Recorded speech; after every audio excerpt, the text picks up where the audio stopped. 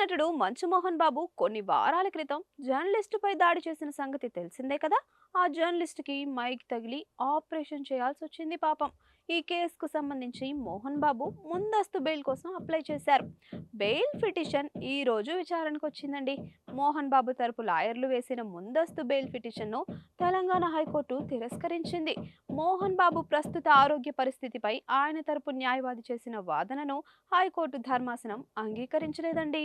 మోహన్ బాబు గుండె సంబంధిత వ్యాధితో ఇబ్బంది పడుతున్నందున ముందస్తు బెయిల్ మంజూరు చేయాలని ఆయన తరపు న్యాయవాదులు కోర్టును ఆశ్రయించారు. మోహన్ బాబు ఇటీవల దుబాయ్ నుండి తిరిగి వచ్చి తిరుపతిలో విశ్రాంతి తీసుకుంటున్నారు. అతనికి తరచుగా చికిత్స అవసరమవుతోంది. అందుకని ముందస్తు బెయిల్ ఇవ్వాలని కోర్టును అభ్యర్థించారు. అయితే ఈ పిటిషన్ను కోర్టు తిరస్కరించిందండి. అంటే మోహన్ బాబు చట్టపరమైన పరిమాణాలను ఎదుర్కోవాల్సిందేనంట. ముఖ్యంగా మోహన్ బాబు ఇప్పటికే బాధిత కుటుంబ సభ్యులతో సమావేశమై జరిగిన దానికి క్షమాపణలు కూడా చెప్పారు. ఏది ఏమైనప్పటికీ సంబంధిత మీడియా అతనిపై చర్య తీసుకోవాలని దృఢంగా ఉండడంతో మోహన్ బాబుకి తిప్పలు తప్పేలా లేవు.